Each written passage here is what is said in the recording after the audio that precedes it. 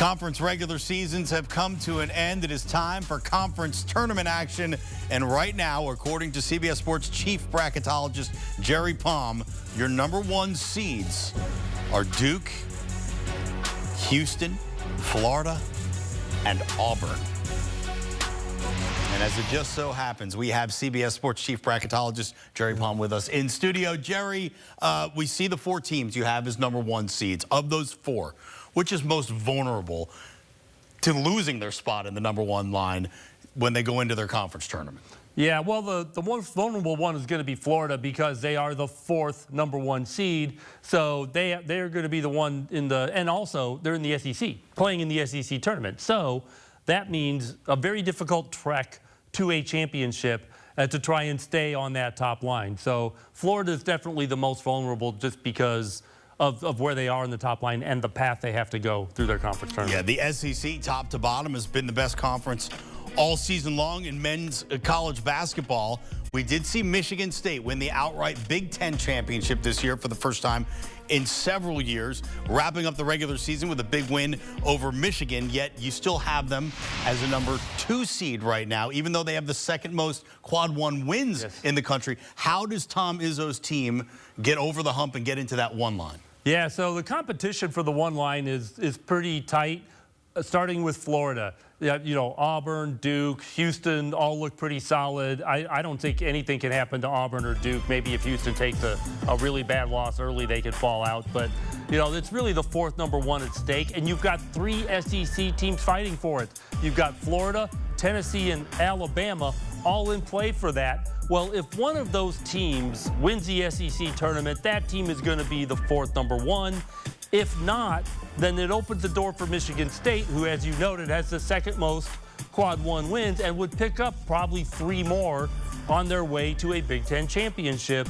So that would really give them a number that puts them on par with those teams from the SEC. And if none of those are the conference champion and Michigan State is, then there'll be a pretty good case for the Spartans to be that 4th #1. Talking about 1s and 2s and 2s that could be one, it's like champagne problems. Yeah. Let's talk about the bubble, right? Speaking of champagne. Right, your last 4 teams in and your first 4 teams out. This is where the movement comes. This is where every game, no matter what round it is in these conference tournaments, matter. Of these teams, first 4 in, first 4 out, last 4 in, how does the movement then come about? These are your projected last 4 in here. Did they have to win their conference tournaments? Well, I mean, obviously that erases your problem if you do. But it might just be you need a couple of quality wins just to separate yourself from the bottom of the field. Now, San Diego State and Boise State are in the same conference tournament. So, you know, they're going to see each other. In fact, it might even be round 1.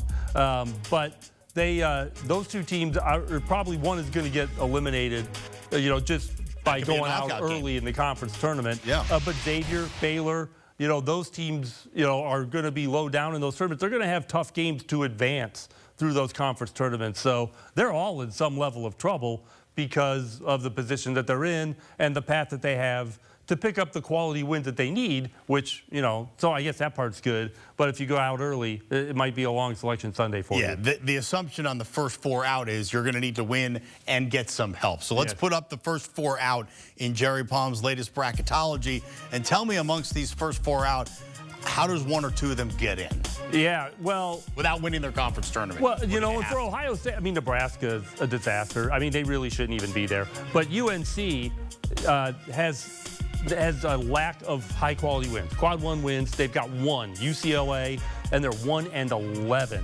So they need a couple of those. The problem for North Carolina is by the time they get a couple of those in an ACC that's got basically 3 teams that can provide those, they're going to be the conference champion.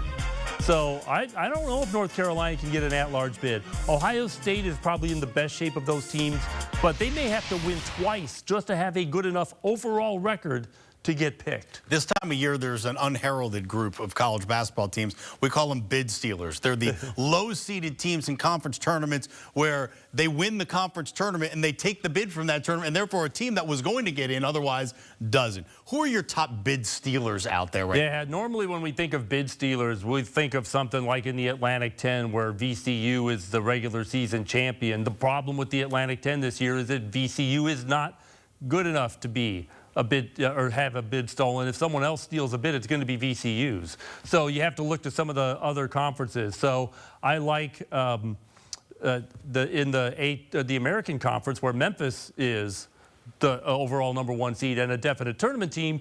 North Texas in there. San Francisco out of the West Coast Conference could do it. Maybe Colorado State, who's been getting hot out of the Mountain West. If any of those teams win their conference, they could steal a bid, although that bid might come from their own conference. Yeah, and that's why these conference tournaments in the early rounds are really important to see who the big upsets are. And then as you go through those tournaments, who's making a run.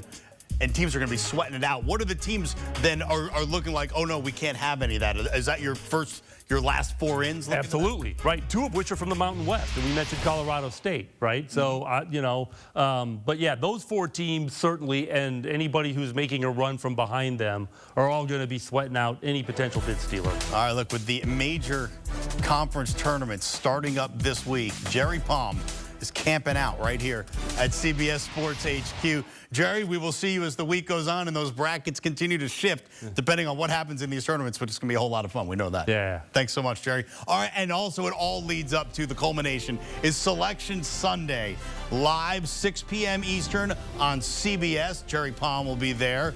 You got Hakeem Dermish, you got Joe Musso, Matt Norlander, all here in the CBS Sports HQ studio for Selection Sunday coverage, 6 p.m. Eastern on CBS and all night long right here on CBS Sports HQ.